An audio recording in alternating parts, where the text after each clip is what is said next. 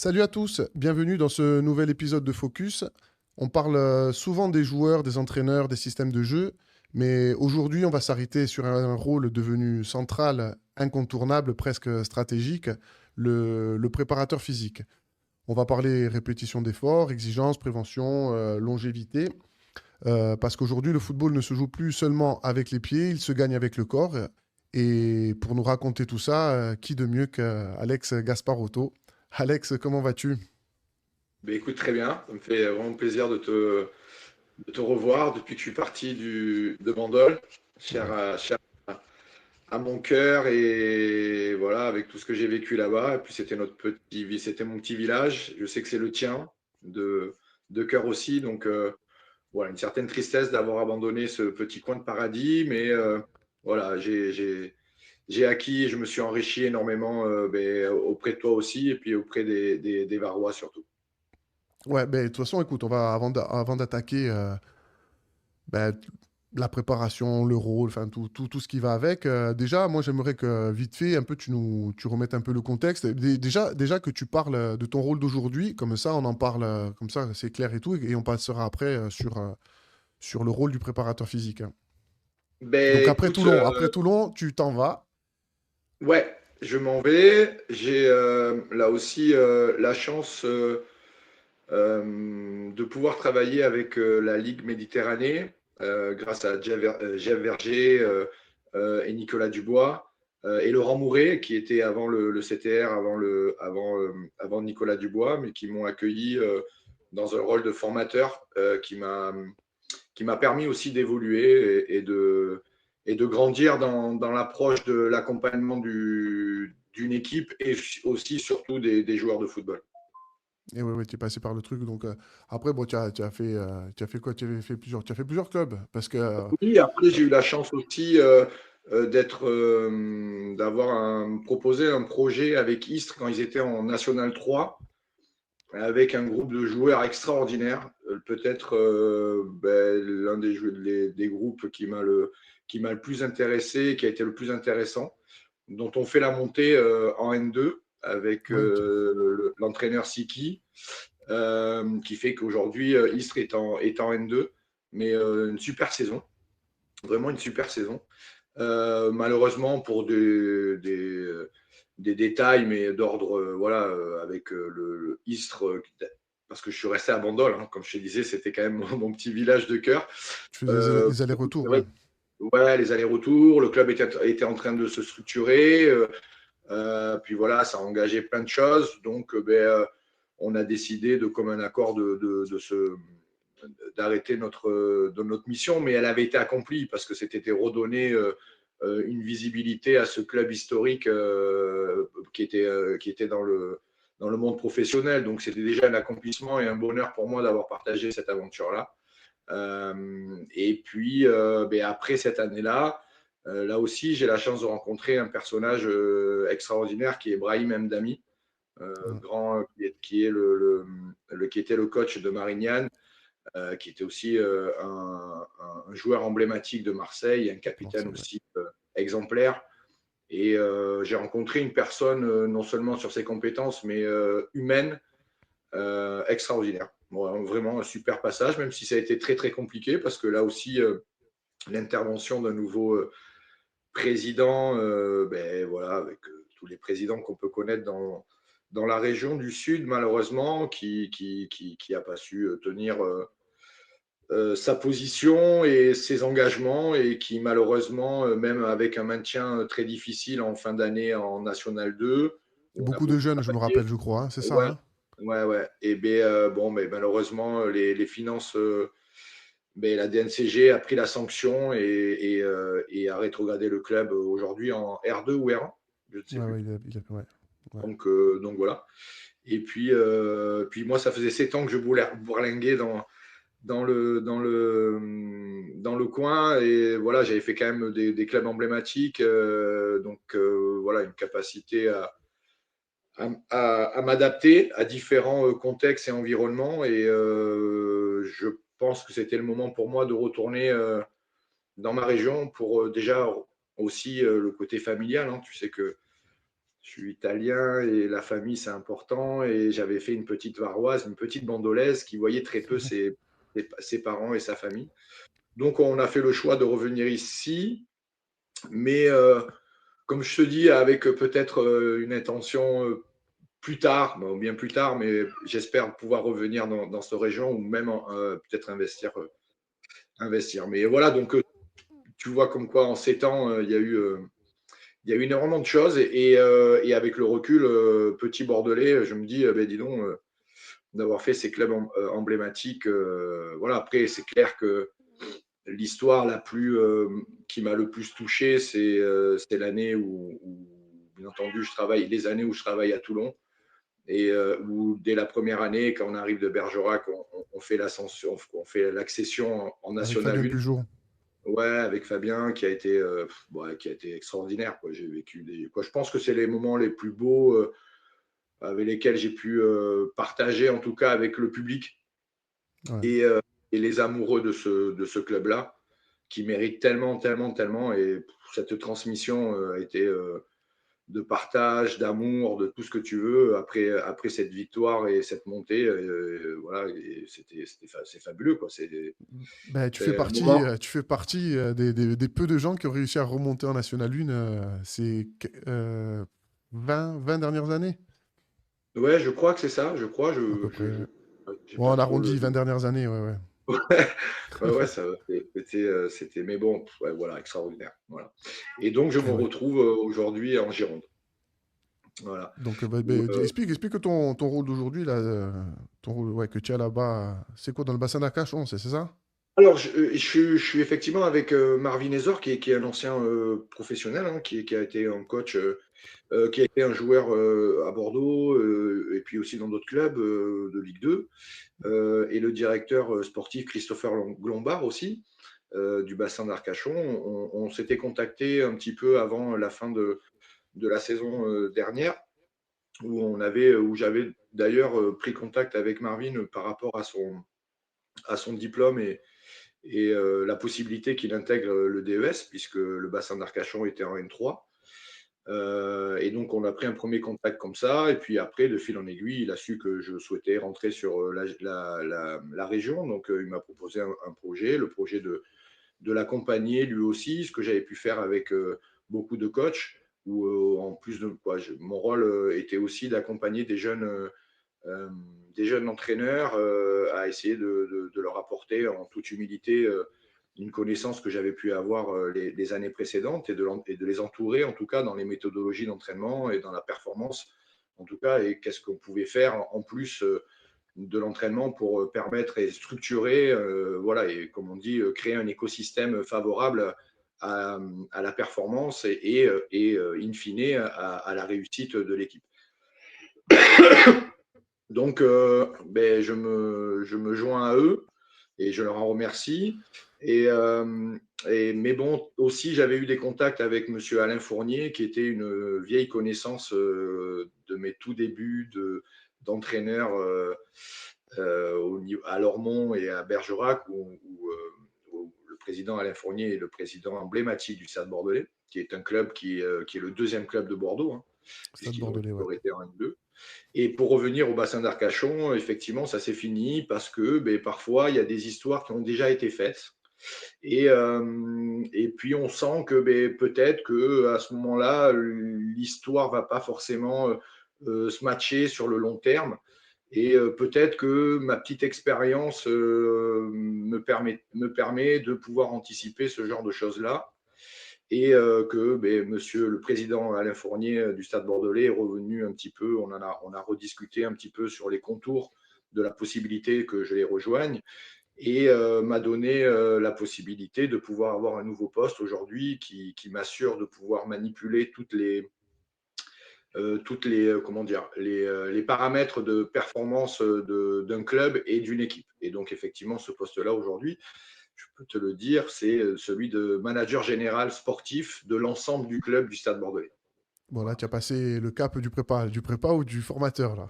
Exactement. Et puis en plus de ça, effectivement, aussi de prendre aussi la méthodologie de l'équipe qui est aujourd'hui en R1, qui est descendue aussi malheureusement, puisque le football girondin a vécu ces 5 dernières années, malheureusement, pas mal de défaillances sur ces gros clubs. Mais je ressens un travail de fond qui a été fait, insufflé, je pense, par les différents présidents de ligue aussi, et puis les différents formateurs et entraîneurs des clubs, où il y a une jeunesse qui est en train de repartir. Tu sais, comme on discutait en aparté, c'est un peu comme le 4-40, tu vois, le football, c'est cyclique, puis c'est tellement populaire que ça ne s'arrêtera jamais.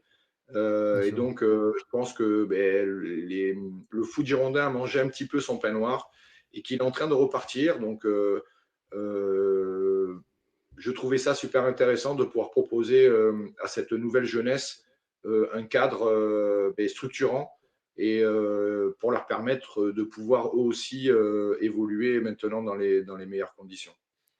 Après, moi, en ce qui me concerne, je trouve que c'est mérité parce que si tu prends en gros, ben, après, enfin, quand tu as commencé ta carrière de prépa et dans les staffs, tout ça, je veux dire, tous les clubs que tu as cités, malgré tout, toutes les montées, parce que après, je veux bien que tu montes une fois, deux fois. Après, est-ce que c'est le hasard? Enfin, moi, je pense pas, parce que je te connais, hein, on a eu la chance de se côtoyer un petit peu à Toulon et tout, et je pense que c'est mérité. En tout cas, profite de ce rôle parce que quand on a les clés du camion et qu'on peut mettre un peu les choses qu'on veut, c'est pas la même parce qu'on a connu des difficultés. Quand c'est dur, après, il faut s'adapter. Alors, on peut s'adapter, mais quand on peut décider, c'est encore mieux. Ouais, ouais, tout à fait. Et puis c'est vrai qu'on parle de ma période dans le PACA, mais il y a eu celle aussi avant de partir dans le PACA en Bergerac. région Aquitaine, voilà, quand l'Aquitaine était vraiment aussi avec des clubs ambitieux et structurés. Et c'est vrai que ben, il y a eu Lormont aussi où on a fait cette montée, et puis là il y a eu aussi après Bergerac aussi où on a fait cette montée aussi Ah oui. encore. Donc voilà, c'était aujourd'hui, ça fait plus de 15 ans. Jamais j'aurais cru que j'allais avoir, quand on a commencé, quand j'ai commencé, moi en tout cas, avec Fabien Pujol à Lormont, quand j'ai commencé, jamais j'aurais pensé que ma carrière allait durer en fait plus de 15 ans, et qu'aujourd'hui, elle m'amènerait à ce poste-là qui, effectivement, je pense aujourd'hui avoir quelques notions pour pouvoir, je l'espère, mais continuer dans la progression que le Stade Bordelais a enclenchée en tout cas. Surtout que tu as eu ton DES il n'y a pas longtemps, du coup, ça te permet d'avoir ce poste, en fait. Ouais. Eh Oui, ouais. oui, tout à fait. Bah Ça ouais, bah m'a écoute, permis c'est de cool. ça complète ma formation, celle de formateur certifié Formateur en aussi. Méditerranée, aussi bien sur des sessions de BEF ou BMF, puisque, comme je te disais, en Ligue Méditerranée, Vergès m'a, euh, m'a permis de pouvoir être un formateur quasiment à temps plein sur les formations de BMF apprentissage et de certifier aussi les BEF. Et puis après, ça m'a permis aussi d'être formateur et accompagnateur de la voix par la VAE, certifié par la FFF aussi. Ouais, une voix Euh, de plus en plus empruntée par les oui, oui, éducateurs. oui. D'ailleurs, on pourra faire peut-être une petite aparté là-dessus, mais parce que c'est très intéressant. Ouais. Et puis aussi, ben, le DES complète aussi ma formation de préparateur athlétique, ben, la plus haute distinction qu'il peut avoir en fait à la Fédération française de football, puisque c'était le CEPA, Super. voilà, donc, qui aujourd'hui n'existe plus. Le niveau est moindre, mais c'est vrai qu'à cette époque-là, le CEPA était d'un niveau élevé et il nous permet de pouvoir être responsable d'une structure, quoi, d'encadrer la préparation athlétique chez les pros et aussi dans les centres de formation. Bah, écoute, tu as tous les outils, tu as l'expérience. Maintenant, on va suivre de près le stade bordelais, du coup. Oui, bon, on Et a ben beaucoup de ouais. travail. Oui, oui, on va essayer. Et ouais. Et du coup, pour enchaîner, alors tu as quand même eu une petite carrière de joueur avant de commencer en entraîneur, parce que Oui. même un petit niveau quand même intéressant. Tu as fréquenté déjà. Est-ce que comme Christian Damiano avec qui qu'on avait parlé, qu'on avait fréquenté donc au Sporting quand tu étais venu à Toulon. Est-ce que des gens comme ça te marque pour passer un cap et passer de l'autre côté, ou c'est naturellement que tu es venu préparateur? Alors, je te dis, bon, déjà, si on doit parler de Christian Damiano, c'est une personne, moi, qui a marqué comment dire, mon sport et aussi qui m'a construit. Comme je te dis, si j'avais pas eu le foot, je sais pas comment j'aurais tourné trop, parce que j'étais issu d'un quartier très populaire euh, en Gironde, qui est Florac, donc la rive droite. Très vite, j'ai commencé le foot, moi, assez tard, hein, puisque je jouais beaucoup dans les quartiers, sans aucune prétention aucune d'aller dans un club, parce que le côté structurel peut-être me gonflait déjà un petit peu. Et puis, en fait, c'est un ami, mais que tu connais de nom peut-être, qui est Kodjo Afanou, qui est un ancien numéro 5 des Girondins de Bordeaux aujourd'hui, qui m'a pris il m'a dit, qu'est-ce que tu fais, arrête, et puis viens, on va dans un petit club à ce nom, et je devais avoir 13 ans, 13-14 ans. Et puis, ben, je fais une saison avec lui dans ce club-là, et puis à la fin de l'année, on va au Girondins de Bordeaux, on demande de rentrer en centre de formation dès 14 ans, 15 ans, ce qui a été très dur pour moi en fait. Je pense que j'aurais le centre de formation n'était pas forcément fait pour moi. Ça m'a cassé ma, ma façon d'être et ma fraîcheur. D'ailleurs, c'est ça qu'on parlera de préparation physique tout à l'heure. Je pense qu'on pourra en parler là aussi. Et ce côté trop structurel peut-être a été un frein, même si les 2 premières années sont super intéressantes, parce que dès l'année où je fais le centre de formation, ben, je rentre en équipe de France jeune, U16. Et donc, je rencontre monsieur Christian Damiano, qui était mon sélectionneur, qui était déjà une personnalité, un personnage extraordinaire, un druide, on Ah peut ouais, ouais, appeler c'est ça comme énorme, ça. c'est énorme. Il Ah n'est ouais, pas resté ouais. au club à Toulon et c'est énorme, honnêtement, ouais. Ouais, ouais, ouais, c'est Je te pendant rejoins. ça, moi, qu'on n'ait pas respecté ce monsieur-là à Toulon, c'est mais bon, Incroyable. Chacun, incroyable. ouais, chacun ses trucs, mais c'est incroyable. Oui, oui, oui, une personne extraordinaire qui quand même, rappelons-le, qui a structuré la formation de la Fédération française et les formations de la Fédération française de football. Ben, alors, Euh, j'en ai discuté avec lui souvent parce que c'était même pas enrichissant. Je veux dire, tiens, il y avait la Bible, on avait la Bible à disposition en fait. Et c'est celui donc déjà qui a eu la grosse équipe de France 98, c'est lui qui a préparé les gamins. Et derrière, bon, au-delà des joueurs, hein, parce que bon, c'est lui qui a créé les pôles sports où tout le monde, les gamins, où tous les gamins aujourd'hui veulent accéder. Et on avait eu une grosse discussion de ça. Bon, peut-être on en rediscutera, mais donc voilà, je referme la. Ouais, Christian Damiano, ouais. non, bah, voilà, des gens quoi, une personne extraordinaire, quoi. Et puis en plus une humilité. Tu sais, on a eu tu le sais, on était tous les trois et il nous parlait souvent des joueurs qu'il a pu avoir. Et quand on sait les joueurs qu'il a pu avoir sous sa coupe et qui venaient le voir, Et qu'il appelle encore une encore. fois, ouais, tu te rappelles quand les Italiens sont champions d'Europe, tu te rappelles qu'il nous avait dit que dans sa maison en Haut-d'Aix, parce que je crois que maintenant il est Non, en non, sur hauteur, Nice, je crois. sur Nice, il est plus du côté de Nice, près de Mougins, je Oui, crois, vers ouais, là-bas. ouais. Le capitaine de l'époque, excuse-moi, j'ai bouffé son nom de l'Italie. Ben, tiens, c'était ou Del Piero ou Totti.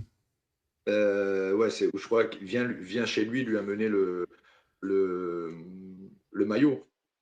Ah, quand ils sont Quand même. champions d'Europe, tu parles? Ouais, quand ils sont champions d'Europe. Après, non, c'est comment il s'appelle, le central Non, c'est Chiellini quand ils sont champions d'Europe.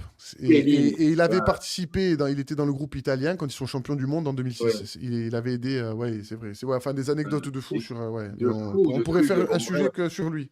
que sur lui, que sur lui. Ouais. Et tu as vu même les deux, trois interventions qu'il a pu faire auprès de nos jeunes éducateurs de Toulon, la richesse qu'il a pu amener en quelques Avec la moments. Donc, simplicité, ouais, exact. voilà, Exact. bon, voilà, ça fait partie des personnages qui m'a marqué énormément. Et bon, voilà, ben, je fais ça va vite, tout va vite. Je suis en équipe de France, comme je te dis, c'était pas structuré encore. Il n'y avait pas le lien avec l'école. Je suis déscolarisé parce qu'on fait des championnats d'Europe. Bon, en plus, j'ai la chance là aussi d'être dans la génération de Thierry Henry. Donc, je suis champion d'Europe, je pense, grâce à lui surtout, jeune. Voilà. Mais bon, voilà, on était déscolarisé. En troisième, je crois que j'avais dû faire 15 jours. La prof principal, à la fin, je ne savais même pas qui j'étais, je pense, quand je revenais. Assez compliqué. Donc, j'essaye de trouver un stratagème. Je pense que j'aurais dû rester au Girondin, mais le TFC me fait un appel de pied et je les rejoins pour les U18 et la Nationale 2. Je fais 2 ans, mais là aussi, en fait, je pars trop vite et je pense que j'étais pas capable mentalement et j'avais pas été préparé mentalement à pouvoir continuer à performer au très haut niveau. J'ai une blessure et cette blessure ben, m'achève en fait parce que j'ai pas les ressources pour pouvoir repartir après cette blessure-là. Donc après, je reviens dans ma région et puis je fais des petits clubs avec Libourne, avec à l'époque, voilà. Et puis je finis à Lormont.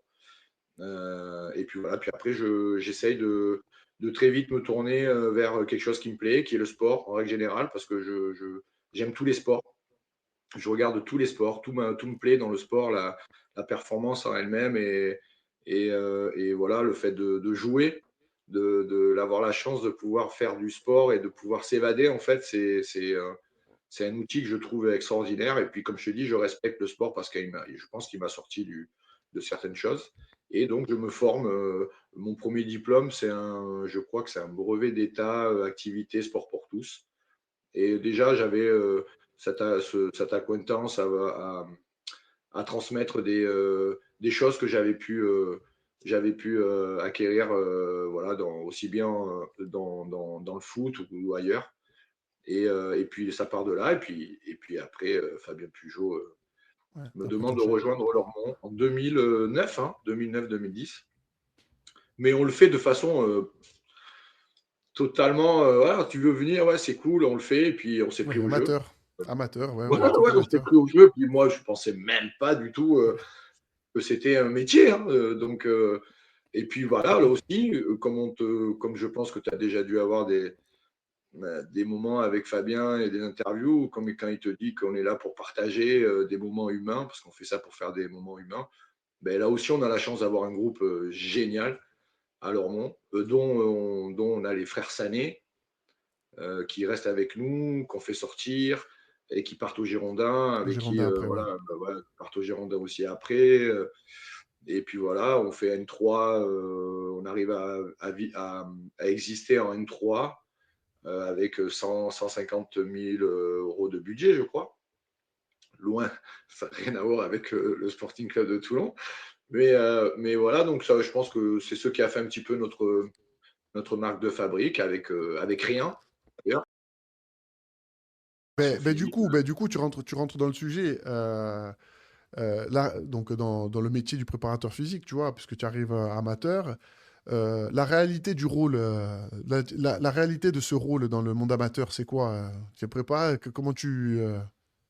Alors là, je vais te donner une vision de la préparation physique en prenant en compte que aujourd'hui, j'ai un recul de 15 ans. Donc, ce que je dis là, ce n'est qu'un recul de 15 ans et que la préparation physique, aujourd'hui, elle englobe plein de choses, on l'apprend dans tous les sports, mais elle ne peut être pertinente qu'à partir du moment où on connaît le sport dans le sport dans lequel on fait de la préparation physique et dans lequel le sport, on en connaît la spécificité. Et quand je parle de spécificité, c'est de savoir à quoi, qu'est-ce qu'engendre la pratique du sport. Et nous, en l'occurrence, c'est le football.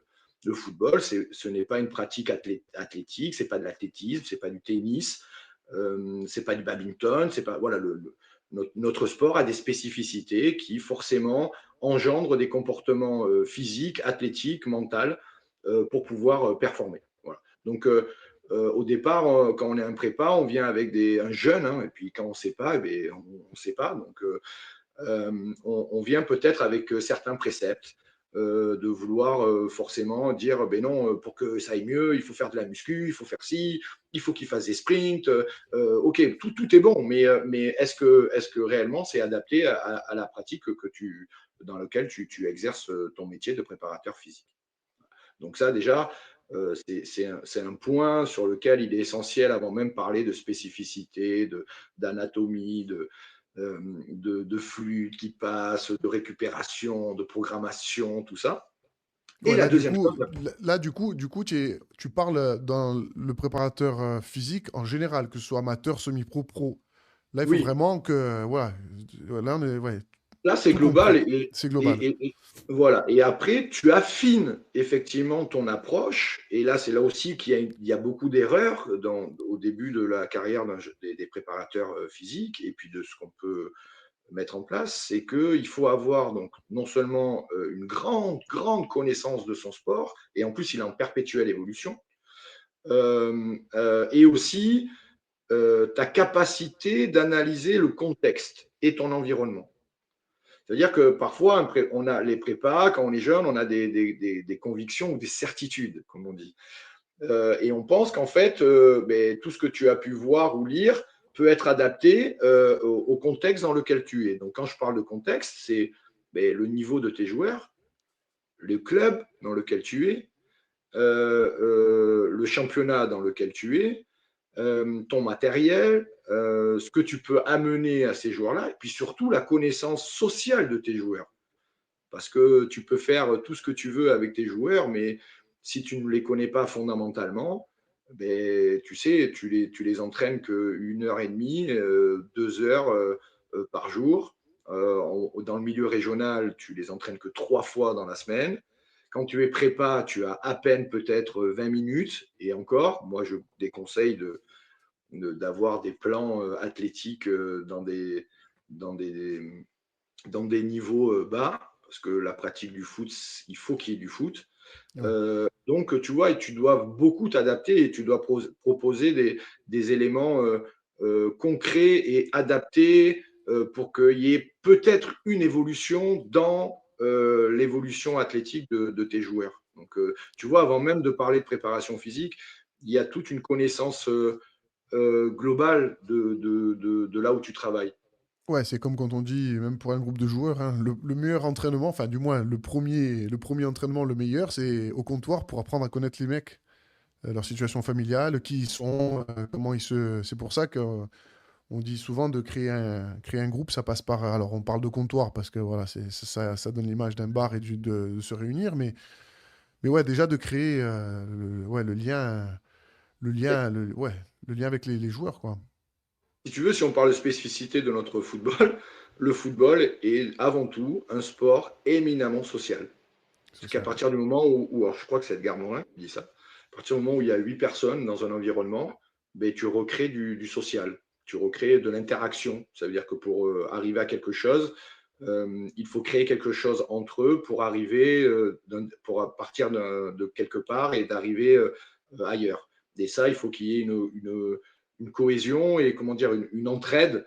Et on appelle ça le social, tout simplement. Le social. Donc, tu vois, même là, le foot, cette spécificité-là, comme tu le dis, avant même de commencer quoi que ce soit, et ça sera dans le profilage, ça c'est quand tu vas plus loin, et qu'effectivement, on parle de capacité des joueurs, mais c'est surtout connaître ces hommes et savoir que peut-être un nombre des personnes qui s'adaptent ensemble est peut-être plus performante que deux individus qui sont très très forts dans leur pratique.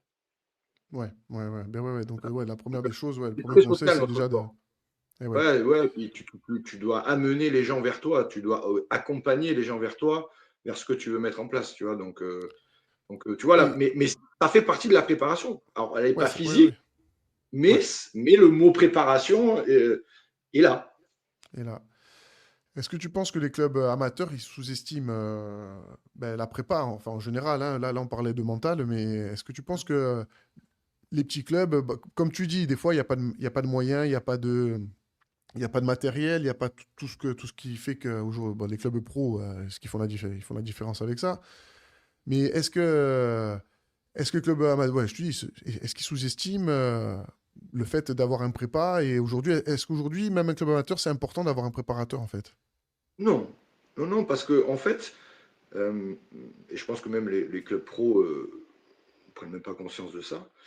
euh, En fait, un entraîneur est déjà un préparateur physique. Ouais, mais tu as vu comment De ça faire se. jouer, de faire jouer, de faire jouer ses équipes, de faire des entraînements, tu développes déjà des qualités athlétiques. Après, en France, on aime bien, on aime bien mettre des gens dans des postes pour cibler des choses, tu vois, mais du coup, ça enlève une vision globale de la performance. On demande des choses précises, tu vois, mais en fait, le technicien en lui-même, mais sauf que c'est un mot qui est tellement aujourd'hui spécifique que il me semble que aujourd'hui les techniciens ne veulent plus y aller en fait parce que ils se sentent désarmés par rapport à ça parce qu'on parle beaucoup, on leur parle toujours d'anat, de changement de rythme, de cycle de préparation, de le Ouais, mais fameux. regarde. Alors regarde, c'est une bonne. On peut faire on peut donner une bonne image. Pourquoi à l'époque, donc allez, il y a plus, peut-être 25 ans, 30 ans, un coach il faisait tout. Et maintenant, tu le vois dans le monde de petits clubs, eh ben, il y a le prépa. Alors avant, c'était le dirigeant qui accompagnait le coach, il portait les gourdes, il faisait le machin. Mais maintenant, alors pour rester dans le niveau régional, parce que bon, moi j'ai touché un peu du doigt, ben, tu n'as pas un staff sans son prépa, sans son. Tu vois, je veux dire, donc aujourd'hui, c'est quoi, ben, c'est quoi qui a changé? Alors, c'est quoi? C'est juste. Voilà, un coach, il se concentre que sur le terrain, le prépa. Enfin, tu vois, c'est vrai que même en amateur, ben, c'est un passage obligatoire, quoi. C'est pour ça que, alors moi tu m'as pris en tant que préparateur athlétique et physique. Mais pour moi, un préparateur physique du foot, il ne peut pas être que préparateur physique. Il doit peut-être même avoir une connaissance du foot qui va au-delà du technicien. Donc, en fait, ce n'est qu'une spécificité qu'on peut avoir. Alors, effectivement, avant, c'était le dirigeant et je pense qu'on a fait des. Bon, voilà, parce qu'à l'époque, aussi, le côté financier, il y avait moins d'argent, il y avait moins de choses. Donc, effectivement, le coach devait tout gérer. Il y avait moins de visibilité et effectivement, je sais que moi, même moi, on m'a fait faire des choses à se rouler par terre, à sauter, jumper. Bon, on faisait des trucs de fou, mais bon, finalement, on n'en est pas mort. Mais c'est vrai que on n'était pas dans la performance elle-même et on n'avait pas, on va dire, une organisation. Et aujourd'hui, effectivement, quand même si je suis assez taquin et j'essaye simplement de faire réfléchir les choses quand je t'explique ma vision, c'est simplement, après, il ne faut pas dénigrer l'évolution technique qu'il y a pu avoir et puis les formations qui ont été amenés par les ligues, qui ont été amenés par aussi l'université, avec des garçons qui sont un peu plus pointus et qui, en fait, on y reviendra, sont un peu plus dans la prévention et vont limiter les blessures parce que quand même, ils ont un cadre et ils savent que, bon, il y a des choses qu'on peut faire, puis il y a des choses, bon, les gars, il ne faut pas faire, quoi, tu vois. Et nous, on n'avait pas ce delta-là. Tu vois, donc ça a permis d'organiser. Mais je trouve que les techniciens, du coup, se sont sortis de ça, Ouais, d'accord, ça, en ouais, se je disant, pense. mais tiens, ben non, ça fait pas partie du foot, je préfère le déléguer à quelqu'un parce que bon, ben moi, c'est pas mon rôle et puis bon, j'ai pas trop envie de me mettre dedans. Et je pense que c'est une erreur. Voilà. Il y a, donc c'est pour Et ça puis qu'après il y a eu l'émergence de la. et puis tu as le monde d'aujourd'hui. Un jeune, quand tu vas voir un staff avec un prépa, avec un coach, avec le kiné, avec le machin, tout d'un coup, il va voir les choses plus sérieuses. Pour lui, les jeunes d'aujourd'hui, alors peut-être la télé, les médias, enfin les réseaux, j'en sais rien, parce que on a plus accès au monde professionnel grâce aux médias qu'avant. Avant, on voyait pas, on voyait que les matchs et encore de temps en temps. Mais peut-être que ça fait partie aussi de ça. Mais c'est vrai que l'entraîneur à l'époque, l'entraîneur devrait être capable ouais, d'identifier et de planifier lui aussi, quoi, en tant que Et, technicien, quoi. et surtout qu'on leur demande aujourd'hui de planifier leur système d'entraînement. Et ouais. C'est-à-dire que quand tu veux faire évoluer ton équipe dans son projet de jeu, ils ne font ni plus ni moins qu'une programmation, qu'une planification, que des thèmes et des thématiques que tu dois mettre en place pour aboutir in fine à un projet de jeu que eux ont souhaité. Euh, Ben, du coup, aujourd'hui, maintenant, c'est comme ça, parce maintenant, tu vois, hein, tu discutes, tu as ton prépa, généralement, les coachs, ils ont leur prépa. Tu dis, Et moi, je pense que c'est vrai parce que quand on utilise le ballon, on n'a pas, on travaille pas les mêmes critères qu'un mec qui va jouer au basket avec les mains. Donc un préparateur qui arrive à intégrer le ballon et qui sait enfin, les mouvements qu'il faut pour les charges et le travail qu'il doit effectuer, où s'arrête le rôle de l'un et de l'autre là? Parce que après, tu as le technicien du foot qui a sa vision, le prépa qui est aujourd'hui là aussi parce qu'il il s'imprègne de, il se sert des séquences peut-être du coach. Euh, ça s'arrête où le rôle du préparateur physique? Alors, le problème du préparateur physique, c'est que effectivement, comme je te dis, et tu l'as très bien dit, as commencé à le mettre, à me faire une passe D, comme on dit. On parlait des spécificités de notre sport. Et souvent en formation, quand je demande quelle est la plus grande spécificité dans la pratique de notre sport, la différence, je lui dis, c'est le seul sport qui se pratique de cette façon. Mais souvent, face à moi, des BMF ou des BEF, j'ai des gens qui sont incapables de pouvoir me répondre instantanément. Et c'est chiant parce qu'en vrai, ben, comme tu le dis très bien, la différence entre un basketteur et tous les autres sports, c'est que notre sport, à nous, le football, est unique dans sa pratique parce qu'il se joue avec un ballon qui est au pied. Et de là, ça en fait une spécificité dans sa motricité, dans son système de déplacement, dans sa vision, puisque tu dois avoir le ballon au pied, mais bon, si tu fais que regarder ton ballon, en principe, tu peux rentrer dans le vestiaire et tu sais même pas où sont les buts, tu vois. Donc, tu vas avoir une capacité d'avoir une vision d'ensemble et de pouvoir manier un ballon et en plus de ça, avec une certaine forme d'agilité et de technique. Donc déjà, ça fait partie d'une spécificité. Après, la frontière entre les prépas et les entraîneurs, ben, ça dépend après de ton duo. Maintenant, c'est vrai que si tu as un prépa qui est comme on dit, dans l'intégré, les différentes formes de préparation athlétique, hein, qui sont la forme intégrée, associée, dissociée, mais là, si on parle d'intégré, effectivement, la frontière peut être assez comment dire, assez proche. Mais dans ce cadre-là, aujourd'hui, le technicien a son projet de jeu, a des principes de jeu forts qu'il essaye de développer à travers ses procédés d'entraînement. Et lui, le préparateur physique, il est là pour organiser, en fait, pour organiser les thématiques du coach pour qu'elles soient dans des dominantes athlétiques, qui vont être la force, l'explosivité, la puissance. Et en fait, le prépa, si on parle de forme intégrée, va le plus souvent avoir une,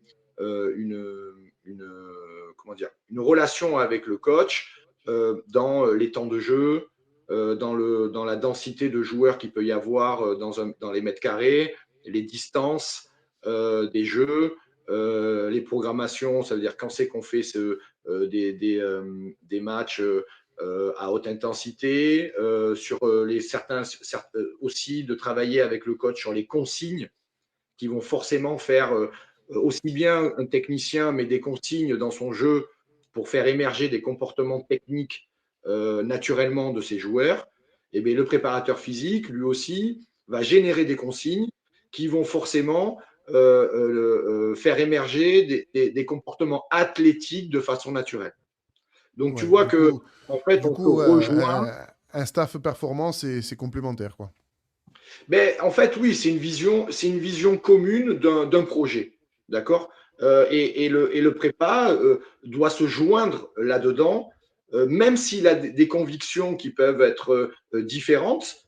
Ça veut dire que voilà, si le coach choisit de faire une préparation physique, tu peux en débattre avec lui en lui disant, mais peut-être qu'il y a aussi une façon dissociée qui peut être intéressante pour faire du développement, mais ça, là, on rentre dans un cadre encore un peu plus technique. Mais la performance reste que à la fin de tout, à la fin de chaque match ou à la fin celui qui, in fine, prend les responsabilités du choix, c'est le coach. C'est le coach. Donc, c'est lui qui prend le plus grand risque, en fait. Donc, tu Ouais, dois ouais, te ouais, ouais. joindre avec lui et tu dois l'accompagner, là aussi, à prendre la meilleure décision. D'où le mot optimisation, c'est simplement améliorer la prise de décision de ton coach. Voilà. Mais toi, en tant que préparateur physique, tu dois optimiser son projet de jeu à travers les différentes possibilités que tu as à travers le jeu de pouvoir augmenter une dominante athlétique ou pas. Je ne sais pas Ouais. si j'arrive à être Oui, non, non, clair. non, bah ouais, ouais, j'ai compris. Ouais, donc, ouais, je te dis, il faut que ce soit complémentaire et qu'à un moment donné, ouais, c'est un travail. C'est un travail. Mais de toute façon, c'est de plus en plus. Hein, ils se concertent de plus en plus. Après, bon, avec, tu as vu l'utilisation, de toute façon, maintenant des GPS, de l'intelligence artificielle. Ils ont enfin, ils communiquent en permanence maintenant. Bon, là c'est le haut niveau, tu vois, mais. euh, Moi, tu vois, sur ça,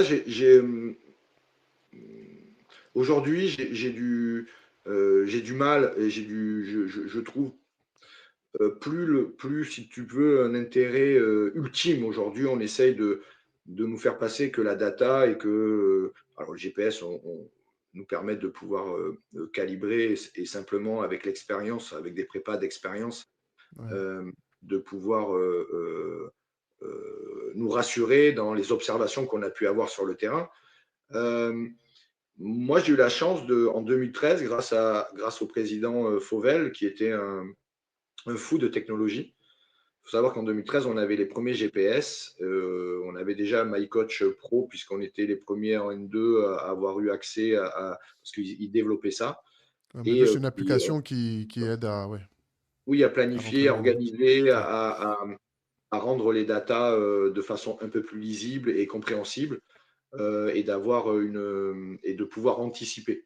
C'est-à-dire qu'on sait ce qu'on a fait et on sait ce qu'on peut faire plus tard. Voilà. Et donc, on était déjà dans la prophylaxie.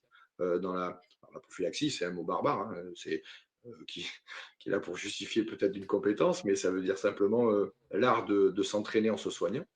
Donc, si tu veux, ça nous permettait d'être aussi dans la prévention et ça permet d'anticiper les choses et de prédire peut-être des choses. Sauf que moi, j'ai un blocage là-dedans, c'est que la prédiction, et on fait passer ça sous le terme de la science. Or, si on veut être exact dans ce qu'on dit, la science n'a jamais prédit quoi que ce soit.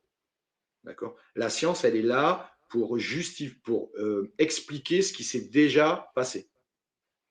Mais quand un scientifique te dit, mais ouais. moi, je pense que non, c'est faux. La science, parce que tout va changer, et puis on s'aperçoit que d'ailleurs, regarde toutes nos méthodologies qui il y a 10 ans étaient la super méthodologie, ben, on y revient, on refait du compte à rebours, tu vois. Donc, en fait, il y a une grande vigilance là-dedans.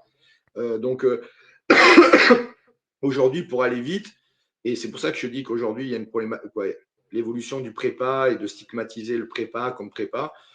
Il y a aussi une perversion qui s'est passée avec les techniciens et les entraîneurs, c'est que ça a permis de se dédouaner. Tu as vu Ouais. aujourd'hui, souvent on entend, même un peu moins peut-être chez les pros, mais quoique, parce que c'est encore plus dur pour eux. Ouais, mais si on a perdu, c'est parce qu'on n'était pas bien physiquement. Ouais. Et en fait, ça n'a pas de sens.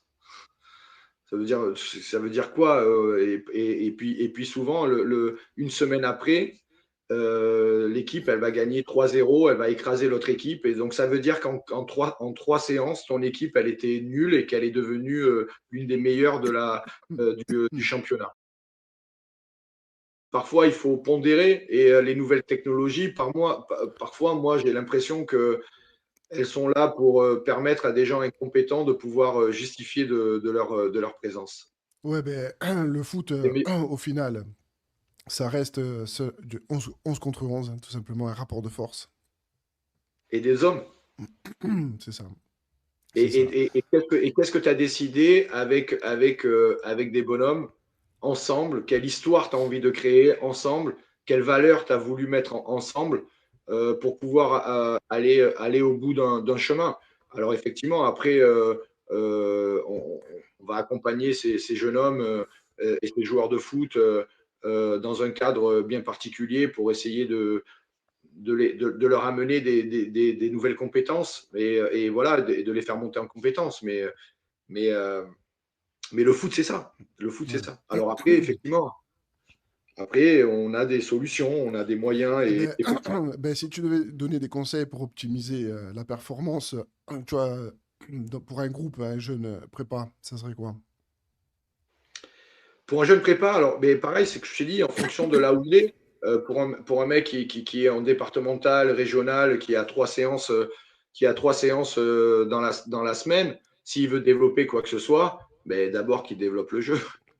Il Qui développe le s'embête jeu. pas à faire des. Voilà, alors peut-être qu'en début de séance, bien entendu, l'échauffement, les préparer pour que la séance soit fluide. Mais là aussi, avec une réflexion, ou s'il peut déjà intégrer le ballon et de réfléchir à des échauffements ludiques, de cohésion. Il y a plein de choses qui se font maintenant, mais très vite être dans le jeu, dans vraiment le jeu, donc de retrouver déjà le ballon le plus vite possible parce que tu n'as qu'une heure et demie Ouais, et que ouais, la ouais. pratique du football, elle est quand même essentielle. Et que par contre, effectivement, quand tu as plus de temps et plus de moyens peut-être et plus de séances, ben à ce moment-là, tu rajoutes de façon intelligente des choses beaucoup plus précises. Tu vois, Ouais, donc et puis tu vois, quand tu montes après de N3 à N2, après aussi, aujourd'hui, il faut savoir qu'il y a des garçons en N3 et N2 qui sont professionnels. Tu ouais. sais, Ouais. ils sont professionnels du football. Donc là, il faut du coup les accompagner différemment, effectivement. Et Après peut-être, comme tu disais, quand on sait pas trop, le danger, aujourd'hui, tu sais, c'est vrai qu'aujourd'hui, la facilité, tu as beaucoup Internet, et tu as beaucoup de séances que tu peux, sur YouTube ou n'importe où, c'est de vouloir recopier sans savoir ce que tu fais travailler, l'intensité, et beaucoup de coachs, moi je sais, quand j'étais à Toulon, de temps en temps, ils me montraient des séances et tout, bon, après, qu'elles soient copiées, bon, après, c'est bien de s'inspirer ou d'aller chercher ce que font bien les autres, tu vois. Mais c'était pas adapté. Alors c'était des séances un peu physiques, tu vois, qui tapaient dedans. Mais en fait, c'était pas adapté sur les courses parce qu'il avait qu'une moitié terrain. C'était pas adapté à ses courses, à la catégorie. Enfin, tu vois, il y avait un contexte. Et comme tu dis, quand c'est des pros, ben ils travaillent d'une façon parce que c'est des pros. Mais quand tu es un amateur le soir et que tu veux te servir d'exercice, ça peut être contre-productif en fait. ben, je te donne un exemple. Comme ça, je pense que cet exemple-là va résumer, je pense que ce que tu es en train de dire et qui est tout à fait juste. Tu as un jeune prépa et il impose à son coach, alors qu'il n'a que 2 3 entraînements dans la semaine, et puis il s'entraîne à 19h, hein, les gars. Ouais, putain. 19h, pourquoi il fait froid, tu vois, il rentre à 21h le soir, hein, 22h chez eux. Et le prépa, il dit ouais, mais il faut faire absolument de la force, on fait pas assez de force, parce que dans ces formations, et je tire pas sur ce jeune prépa, mais dans ces formations, on explique que pour faire progresser un joueur de foot, il faut faire de la force, il faut les mettre sous la fonte, il faut les faire courir à droite, à gauche, avec des changements de direction, etc., etc. Donc, ils ont tous les outils qu'on a pu leur apprendre en formation. Donc, ils vont mettre ça un mercredi. Sauf que, comme je te dis, la connaissance de son public est extrêmement important et le côté social de son joueur aussi. Et la plupart du temps, c'est que tu as des garçons ben, qui, eux, travaillent et que souvent, ils sont dans le BTP où ils ont fait de la force tout le long de la journée, d'accord? Eh oui, Et que toi, tu vas rajouter eh oui. des charges, des poids sur des structures aujourd'hui, des surfaces qui ne sont pas du tout adaptées pour le football, à part pour les petits, mais qui sont le synthétique, avec des contraintes mécaniques qui sont folles, parce que déjà la plupart des joueurs de foot jouent avec des lames, des chaussées moulées en Les, lames sur des les lamelles, petits ouais, les lamelles, ouais. lamelles, ce qui bloque, Je le dis tout le voilà, temps aux qui bloque. petits, là, que c'est catastrophique, ouais, les trucs des lamelles, c'est Voilà, catastrophique, donc ouais. ça bloque tous les articulations à chaque impact. Bon, bref. Et donc le mec, il va le surcharger encore. Mais t'imagines quand tu as fait une journée de BTP, que tu as porté des poids, ou etc. Ou même même je te montre un autre cas de figure. Une personne qui travaille dans les bureaux, qui est assis pendant plus de 8 heures sur un siège. De suite, tu vas lui, même pas, tu fais très peu d'échauffement, tu vas le mettre sous une barre qu'il n'en a jamais fait d'ailleurs, où tu vas le faire jumper sous les formes plio, sur la pliométrie, mais tu n'as pas adapté le niveau de hauteur.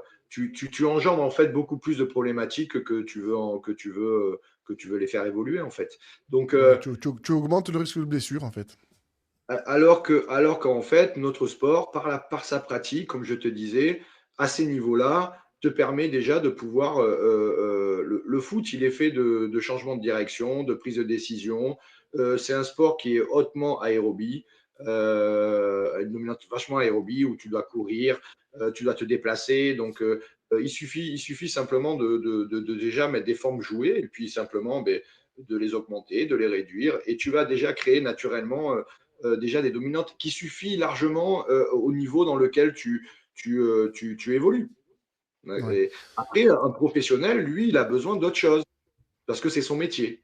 Ouais, bah, Donc c'est lui, son il a métier. besoin Et puis il a des mecs, c'est leur métier aussi, et face à lui. il a des garçons qui sont, quoique maintenant, malheureusement, mais comme je te dis, euh, euh, le métier de technicien, tous les métiers qui sont dans le football et toutes les spécificités qu'il y a, sont des métiers empiriques. C'est comme des médecins. Ouais.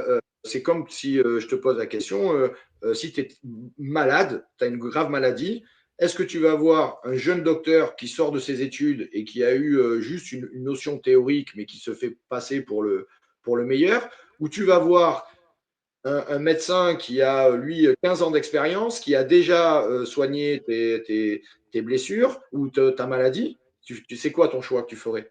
Ouais, bien sûr, ouais. Eh Ça oui. serait d'aller voir la personne qui a le plus de compétences. Et ça s'appelle le métier, c'est un métier empirique, d'accord? Sauf qu'aujourd'hui, on a un espèce de jeunisme qui se fait dans notre sport, et on y met un fourre-tout là-dedans pour l'évolution, l'accompagnement, nanani, sauf que ces garçons-là sont très peu payés, d'accord? Et que aujourd'hui, ces garçons-là accompagnent des structures aujourd'hui sous prétexte qu'ils ont des datas, ils te Ouais. formatent des choses, etc., qu'ils ont une connaissance de ce qui se passe dans le sang quand tu fais des trucs. Tu sais, ils sont très cartésiens, tu sais, alors que moi, je ne suis Ouais, pas ouais. du tout là-dessus. Je suis vraiment plutôt dans la vision globale, mais avec une connaissance certaine.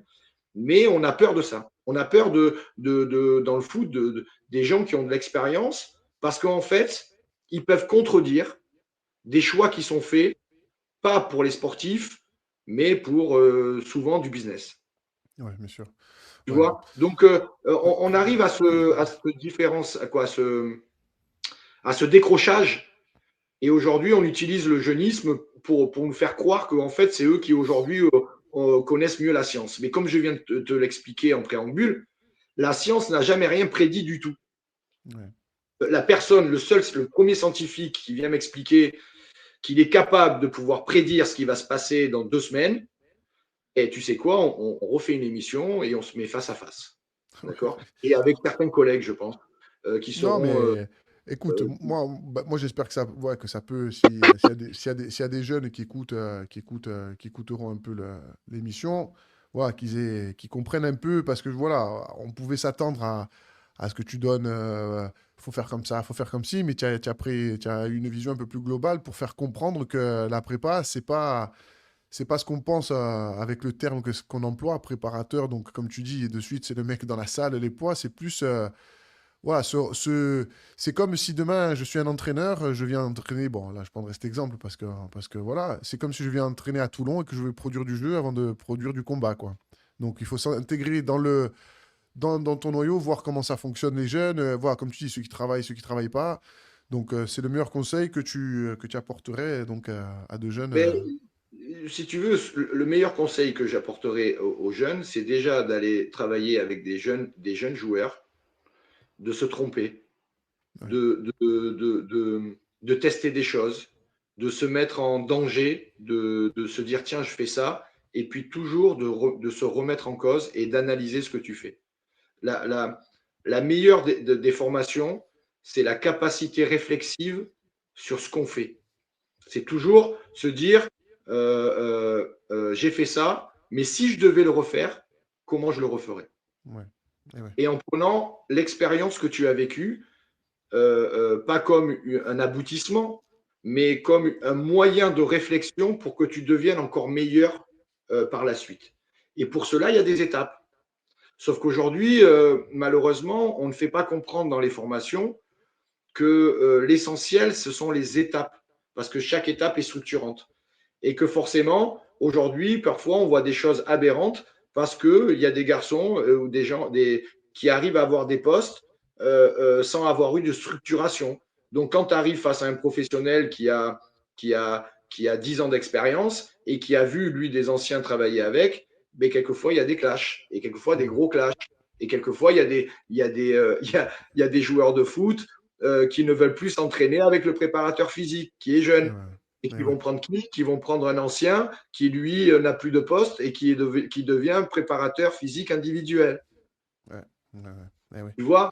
Donc, Exact. moi, je leur conseille de se tromper, de ne pas avoir peur, de passer des étapes, mais surtout de connaître le football, qui connaissent le football. Qu'est-ce que c'est qu'un footballeur et qu'est-ce que c'est que le football? Voilà, c'est ça. Après, effectivement, de se nourrir, mais ça, c'est une recherche personnelle, d'aller regarder, effectivement, quand je charriais ceux qui connaissent l'infiniment petit, ce qui se passe dans les filières énergétiques et tout, bien sûr qu'il faut avoir cette connaissance-là. Bien entendu qu'il faut avoir Ouais. cette connaissance. Mais la pratique est quand même aussi essentielle là-dedans. Voilà. Ouais. Mais c'est voilà, mais après, c'est une, Ouais, ouais, tu sais, ouais, ouais, bien sûr.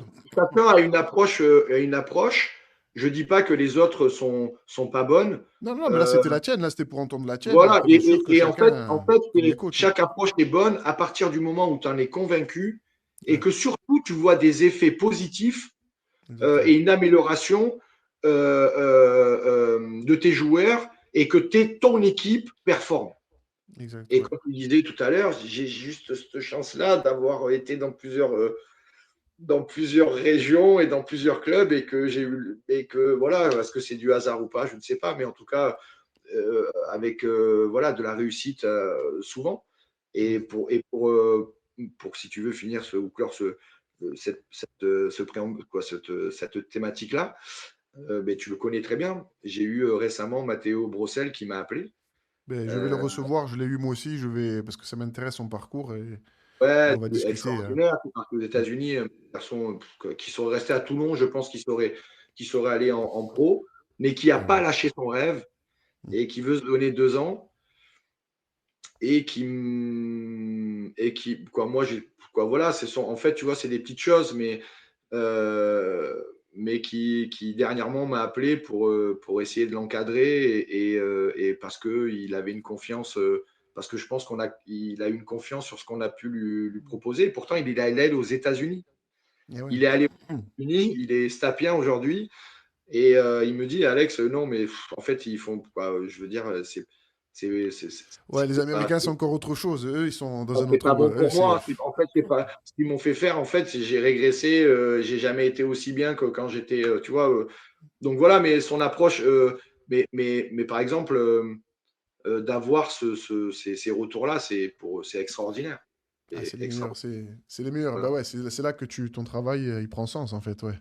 Ouais, ouais, ouais. Puis tu vois que le gamin, il a évolué, et puis que ben, ce que j'essaye de transmettre là à travers ton émission, ben, que ce gamin-là, et d'autres d'ailleurs que j'ai qui m'appellent aussi, mais le comprennent aujourd'hui. Et voilà, c'est fait. Et c'est ce qu'il Mm. fallait faire. C'est la transmission qu'il fallait donner. Au niveau des... Ben là qu'on parle des jeunes comme ça, pour après on a un peu parlé de la globalité. Toi, tu as touché du doigt parce qu'à l'époque à Toulon, il y avait beaucoup de parents qui te sollicitaient pour les tout petits. Alors Oui, les parents et tu vois, c'est rigolo parce que depuis le début, on a un discours de le foot, c'est un sport collectif, il faut apprendre à se connaître, voilà, on joue avec des potes et tout. Et ce qui est bizarre aujourd'hui, c'est qu'on va de plus en plus dans l'individualisation. C'est-à-dire que un parent, il sort un enfant d'un groupe et il va l'amener à un prépa parce que il veut que, tu vois, je trouve ça. Comment, comment tu vois la chose, toi, tous ces parents? Bah, tu as vu, enfin, moi, parce que je te voyais déjà à l'époque, ça m'a impressionné. Je me dis, tu te rends compte, tous ces gamins, en fait, ils viennent de faire une séance où ils vont la voir après ou le lendemain. Et en fait, ils étaient tous avec toi. Parce que les parents, dans leur tête, comment tu vois, et après, quels conseils tu peux leur donner à ces parents qui, après, on entend, hein, tout le monde veut essayer que son enfant joue au ballon, tu vois, mais ça m'avait marqué parce que je me disais, putain, à l'époque, nous, on voulait se retrouver, et là, maintenant, l'enfant, il s'isole pour une séance individuelle. Tu en penses quoi, toi, de ça? Ben, encore une fois, je te parlerai de problématiques sociales, en fait. C'est qu'aujourd'hui, les parents euh, euh, vivent à travers le projet de leur enfant, et ils ne permettent plus à l'enfant de se construire par soi-même, en se trompant et en faisant des choix, et que ces choix-là, en fait, ben, ils s'aperçoivent que chaque enfant doit s'apercevoir de ce qui est bon pour lui ou pas, qu'ils ne doivent pas faire des choses parce que en tout cas dans le domaine du sport, et ils ne doivent pas faire des choses parce que les parents l'imposent. En fait, il y a une surpression qui est faite, comme tu dis, parfois c'est pas fait de façon malsaine, mais en vrai ça l'est. Il faut savoir qu'un enfant et même un être humain est unique, et qu'il n'est pas reproductible, et qu'on doit respecter la vie de chaque enfant. Alors que, parce que pour moi, déjà, le contexte et l'environnement d'un enfant, déjà, l'oriente vers des choix sportifs. D'accord. Déjà. Et après, parce qu'un enfant a une certaine qualité, ben, beaucoup de parents aujourd'hui, et ça c'est le côté social, peut-être que parce que ben, tu sais, les projets Mbappé, comme on l'explique, voilà, et encore le projet Mbappé, pour moi, ça va au-delà de ça, parce qu'il n'y a pas de projet Mbappé, c'est que, bon, c'est autre chose encore. Mais c'est vrai que les parents veulent absolument que leur enfant réussisse, mais pas l'enfant. Quand tu poses la question à l'enfant, lui, il ne sait même pas. Je sais Il ne pas, sait ouais. même pas pourquoi il fait des séances supplémentaires. Il le fait parce que son papa ou sa maman lui disent. C'est comme euh, quand je fais mes formations quand on faisait des formations avec le district du Var, pour les CFI et compagnie, pour les jeunes. Tu sais, ces techniciens qui parlent fort, qui imposent, il faut faire ci, il faut faire ça, tu sais, et qu'il dit, ouais, mais les enfants, ils m'écoutent. En fait, ils n'écoutent pas les techniciens. Parce que si tu Ouais. connais ton public et que tu connais comment la structuration d'un enfant dans la communication et dans l'apprentissage, ça se passe, ça veut dire que déjà, un enfant, à partir du moment où tu es plus grand que lui, que tu as un statut, déjà, il t'écoute parce qu'il est obligé de t'écouter.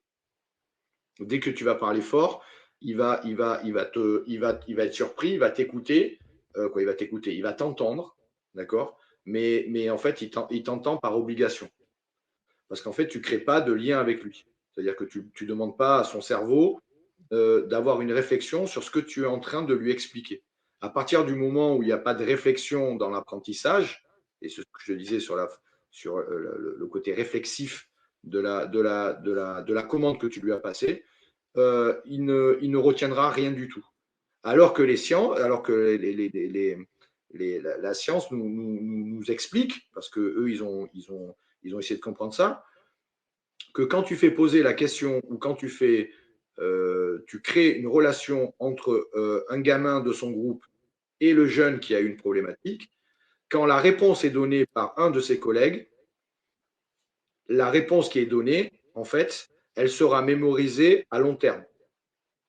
C'est-à-dire que ce gamin-là, dès qu'il va apprendre quelque chose de la part, parce que tu auras créé un écosystème qui permette l'échange entre les joueurs, et que tu Ouais. laisses la parole et que tu induis la réponse que cette réponse-là est donnée par un autre enfant, l'enfant qui va recevoir l'information par l'autre enfant, c'est la mémoire, on appelle ça la mémoire à long terme.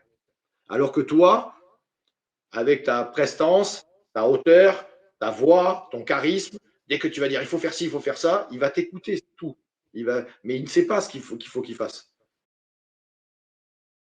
Tu vas lui dire, ouais, il faut aller d'un point A à un point B, il va d'un point A à un point B, mais c'est tout. Mais il ne s'est rien passé, en fait, dans son corps. Le corps n'a pas réfléchi à comment, tu vois, les réflexions ne sont pas faites. Le cerveau ne mémorise pas ce qui va se passer, aussi bien dans la motricité que dans le côté mental.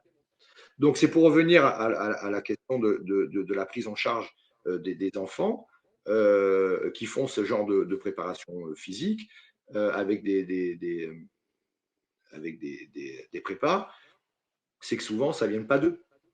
Ouais, ouais, mais non, mais ça, bien sûr, L'enfant, c'est pas de. Ouais. l'enfant, l'enfant Franck, tu le sais très bien, l'enfant, et tant mieux que c'est ça, parce que d'ailleurs, on a une chance de ça. Là aussi, c'est la spécificité de notre sport. On dit on va jouer au football. Ouais, ouais, l'enfant, il veut jouer. Le Il mot veut jouer. jouer, il est essentiel, parce que comme on disait, un boxeur, lui, ne va pas jouer. S'il Non. s'amuse à jouer sur un ring, je Ouais, pense ouais. que ça va être compliqué pour lui. Nous, on a la chance de pouvoir encore dire on va jouer au football. Donc l'enfant, la seule chose qu'il a envie, C'est d'un et il ballon, il veut pense jouer. qu'en allant travailler avec un prépa, il va jouer au football. D'accord. Donc moi, si tu as pu voir un petit peu quand je le faisais, et tu as vu, Ouais, ouais. j'aurais pu en prendre 200.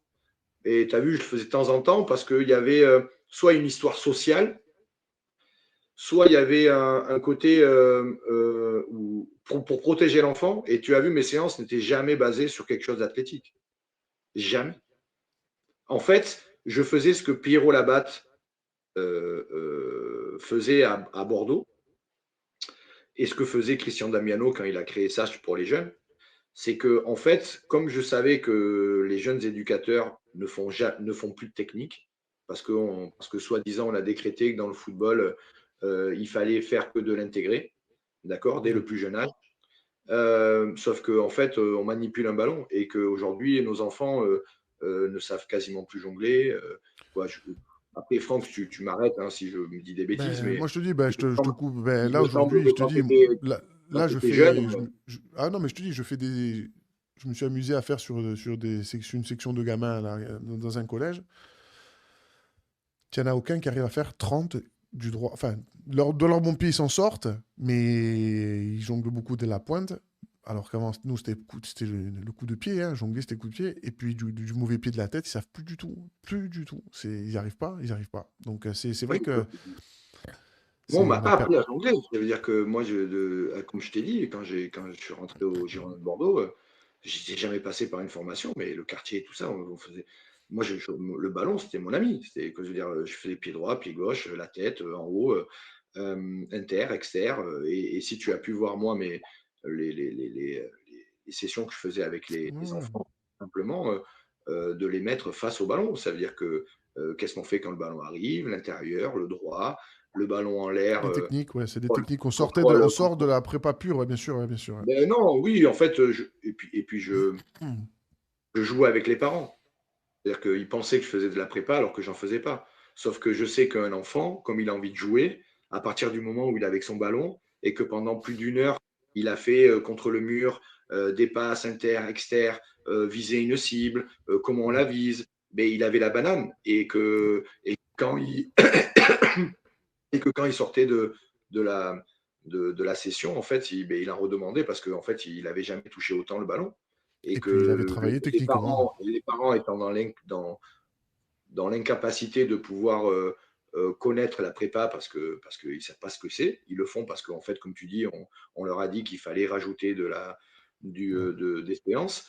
Et bien, en fait, à partir du moment où ils voient leur enfant sourire, ben, ils pensent que tu fais de la prépa. Bien sûr. Mais comme je t'ai dit, la préparation physique du footballeur, elle est chez les jeunes, elle doit être faite avec le ballon, uniquement avec le ballon. Et Uniquement. la répétition de gestes techniques, elle est déjà en elle-même une prépa, puisque la technique engendre fondamentalement la coordination et la motricité, qui est Ouais. la base qui est la base, et l'agilité aussi, qui est la base de notre sport.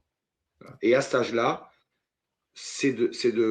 on parle des fameux mots préparation intégrée, mais c'est la préparation par la technique. Il faudrait même rajouter quelque chose chez les jeunes. Voilà. Vous voulez faire performer vos enfants, faites-leur faire de la technique pendant 1 heure. Eux, avec le ballon. Avec le ballon. Bah écoute, moi, enfin, on a fait un peu le tour de tout, c'était important. Et au final, de toutes des choses compliquées, ça reste simple. C'est du football, du jeu. Et la préparation, ça rentre après quand, voilà, comme tu dis, quand on devient tous professionnels, tu as le temps de te permettre d'aller cibler des choses un peu plus précises parce que voilà, après ça demande, le haut niveau demande voilà, un peu plus tout le monde est pareil, donc il faut se démarquer. Donc c'est clair qu'après c'est le physique, la muscu, donc ça, la Et technique, ça, c'est le la monde tactique. professionnel, bien sûr. Ouais, C'est le monde professionnel. ouais, Tu sais, ouais. quand je parle de social, c'est très important. Pour clôturer ce débat-là, je te le dirai. Je vais te donner un exemple qui a été un cas concret euh, sur les coureurs de fond africains qui ont raflé et qui ont fait des performances extraordinaires à un moment donné. D'accord, il y a une étude sur ça. Euh, En fait, c'est qu'à un moment donné, il y a eu des marathoniens originaires donc d'Afrique, des plateaux élevés, tout ça. Il y en a un qui a réussi à devenir, à battre un record et à devenir champion du monde. D'accord, parce ça fait pas très longtemps qui raflent tout en vrai sur l'histoire de ce sport-là. Et à partir du moment où il y a eu une personne qui s'est élevée socialement grâce à à ce sport-là, il a engendré autour de lui des gens qui ont voulu aussi s'élever socialement grâce à la pratique de ce sport qui ne demandait rien, des baskets, parfois ils n'en avaient même pas, mais simplement d'avoir des longues distances et de courir le plus vite possible.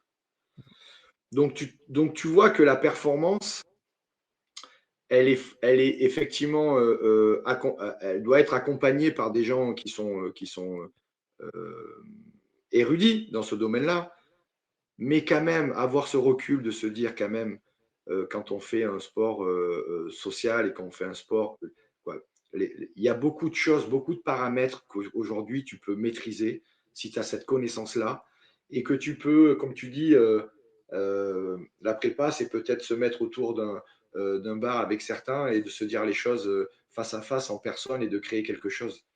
Est-ce que ça, est-ce que ça, quand tu le maîtrises, mais ça, il faut avoir de l'expérience aussi, n'est pas en fait finalement quelque chose d'essentiel. Ouais. Tu Ouais, vois. faire performer sans que le joueur s'en rende compte, en fait. Ouais. Exactement, ça veut dire accompagner. Et le mot accompagner, tu as vu, souvent je le mets sur mes trucs, c'est se joindre pour aller ensemble. C'est pas Ouais, imposer quelque chose. Euh, L'entraîneur de Lorient, comment actuel, Pantaloni, ouais. euh, c'est celui-là, hein. Il Oui, a dit avec un mot, Cahuzac à adjoint, ouais. il a dit une phrase excellente il y a pas longtemps.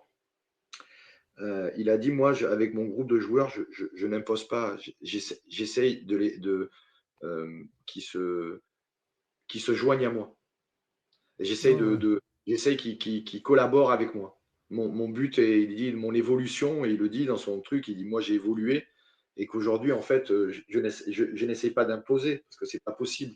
J'essaye simplement de proposer un projet et de le faire comprendre à tous pour qu'en fait, ils s'accaparent ce projet-là, et qu'il ne devienne même Ouais. plus le mien, Et oui, mais oui, qu'il que ce devienne soit le le nôtre. leur. Le leur, ouais. Et voilà, et qu'ils deviennent le nôtre. Et moi, Ouais, je suis là pour leur dire, ben, écoutez, si vous adhérez à ce projet-là, ben, regardez, il y a quelques petits trucs qu'on peut faire qui peuvent être intéressants pour vous accompagner. Voilà. Mais ça, c'est quand on va dire après que c'est de la philosophie. Mais en vrai ce qui est philosophique, c'est tous les autres qui te font dire que non, il faut courir d'un point A à un point B pour être le meilleur. ouais. Bah écoute, c'était intéressant. C'était sur, voilà, on a parlé un peu globalement de tout ça. Et écoute, j'espère que ça pourrait éclairer certains qui se demandent ou qui aimeraient se lancer là-dedans, hein, parce qu'aujourd'hui, c'est une voie à part entière, hein. Demain, tu peux pas jouer au ballon, ben, peux faire partie de staff, tu peux vivre des beaux moments, hein, tout en étant. Mais il a évolué, hein, le métier de préparateur physique. Aujourd'hui, tu n'en as plus trop. On ne sait plus trop qui c'est parce que tu te fais subordonner par des data et par Ouais. des Ah ouais, pseudo, ouais, aussi. oui, des scientistes, là, comme ils disent d'ailleurs. En plus, on dit ça en anglais et ça peut être. Voilà. Les pseudo-scientifiques qui sont les mecs qui vont diriger aujourd'hui le coach. Ah non, mais il ne faut pas que tu fasses ça maintenant. Ah ben Ouais. non, on prépare, ah ben non, parce que tu sais, sur les datas, le gars là, il a pas couru comme il fallait, alors qu'il sait même pas qu'est-ce qui s'est passé dans la nuit avec sa femme. Ouais. Bon, bref. Et Ouais. tu vois, donc aujourd'hui, même le prépa, aujourd'hui, les prépas, on les a classés en fait dans le travail de prévention. De Voilà. prévention. Ouais. Et voilà, c'est pour tout ce qui est préactivation, pour permettre aux joueurs d'être dans les meilleures conditions lorsque l'entraînement commence. Voilà. Mais le prépa réel qu'on était en train un petit peu d'expliquer là, il existe quasiment même plus. C'est-à-dire Ouais. qu'aujourd'hui, tu as des groupes d'entraîneurs, bon, à part les. Mais quoique même, si, même les deux Herbiers et compagnie, mais sur le terrain, tu n'as pas beaucoup de monde en vrai.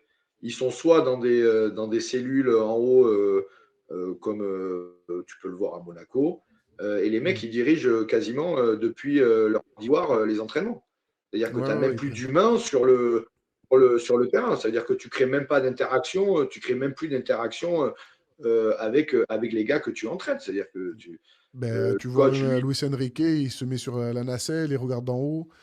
Ouais, mais, les mais, méthodes échangent, ouais. tu vois, c'est donc, mais nous, si on parle de notre domaine et notre milieu, l'humain aujourd'hui est important. Mais Luis Enrique, il le fait de temps en temps. Mais tu as vu, il est en permanence avec son groupe, pieds nus, voilà. Et tu vois, et puis Il ils vit sont avec pas son aussi groupe, ouais. nombreux que ça. Ouais, Ils sont pas aussi nombreux que ça. ouais. Ben écoute, c'était pour une première. Moi, je trouve que c'était cool. En plus, c'est surtout que c'est des sujets, c'est vrai, c'est pas évident. Et au moins, comme je t'ai dit, de quelque chose de compliqué, on en revient à quelque chose de très simple au final, hein. Donc, la bande de copains qui vont faire un truc et le préparateur, il fait partie de ça. On va suivre et puis tu donneras des nouvelles de comment ça se passe là-bas au Stade Bordelais. Ouais, super projet. Et, et J'espère que j'aurai le temps. ben, écoute, on verra. Ben oui, c'est la base de tout, hein, le temps. Mais j'espère aussi. Et pour ben, un mot fini, hein, fini par quelque chose que tu aimerais, un mot, un message, comme tu veux. On finira sur ça. Alors, je vais le piquer. C'est un mot, c'est une phrase que je reprends depuis quelques temps, mais dont j'en suis pas l'auteur. C'est Monsieur Savidan qui dit souvent ça, Steve Savidan. Steve Savidan, ouais. Ouais, ouais, avec qui j'ai pu faire du paddle récemment, qui dit faites les choses toujours sérieusement, sans se prendre au sérieux. Ouais. Voilà. Et je pense que c'est une phrase qui aujourd'hui, en tout cas actuellement, m'a marqué et j'aime bien cette rhétorique. Et voilà. Et après, pour les gens qui sont amoureux de la performance, c'est un conseil, c'est une voie qu'on veut bien prendre, si on veut bien prendre, c'est d'aller voir et d'écouter Monsieur François Bigrel. François Voilà, Briel. la performance. Et voilà, je vous invite à aller, il est sur YouTube. Je vous invite à aller, qui parle de foot, qui parle de tout, sur la performance humaine. Qu'est-ce que c'est que la performance humaine? Et Monsieur François Bigrel est bien sûr un docteur et un éminent savant de la performance humaine. Et c'est quelqu'un qui va vous rendre les choses très, très, très, très simples et qui va vous casser des idées reçues. Voilà. Mm. Moi, ça a été, j'ai eu Damiano, j'ai eu d'autres coachs aussi qui ont été des gens qui ont été importants pour moi. Mais la découverte de Monsieur François Bigrel a été aussi une ouverture et aussi ça m'a permis de me dire putain, j'avais pas tort. Voilà, je me Mm. suis pas trompé je me suis pas trompé, je me suis pas trop trompé dans ce que je concevais de la performance humaine. Voilà. Et après, une dernière lecture qui est pour le côté social, puisqu'on a parlé beaucoup de connaissances humaines, parce qu'on fait un sport éminemment humain, c'est de lire Edgar Morin. Voilà. Qui est lu d'ailleurs, qui est un philosophe français, hein, mais qui est lu euh, par les plus grands coachs mondiaux, hein, dont Jürgen Guardiola, Luis Enrique, voilà, qui sont des lectures qui permettent d'avoir une vision beaucoup plus structurée, beaucoup plus intelligente que ce qu'on essaye de nous faire croire aujourd'hui. Voilà. Ok. Bon, Alex, merci. Ben, merci à toi. Ouais. Écoute, ça me fait vraiment plaisir parce que ça faisait un moment je suis parti vite, hein, tu le sais. J'ai dû partir très très vite de Bandol. Ouais. J'ai passé tellement de moments super sympas. Tu as été l'un des seuls, je pense, l'un des seuls gars avec qui réellement j'ai créé du lien affectif et on a passé des moments joyeux et des moments Ouais. aussi difficiles. Mais le Sporting Club de Toulon, je pense, c'est son histoire, c'est de vivre ces émotions aussi bien fortes, positives que malheureuses. C'est ce qui fait la beauté de ce club-là. En Ouais. tout cas, j'espère qu'un jour tu auras la possibilité d'intégrer ce club-là parce que tu en vaut la peine et deux, je pense que tu fais partie de ce club-là et qu'il a besoin de toi. Voilà, comme On d'autres verra. personnes. On verra la suite de comment ça se passe pour eux et avec peut-être une nouvelle gouvernance, on verra ça. Voilà. Ouais, et je te le souhaite. Alex, à bientôt. Merci beaucoup. Merci. Ciao. Ah, ciao.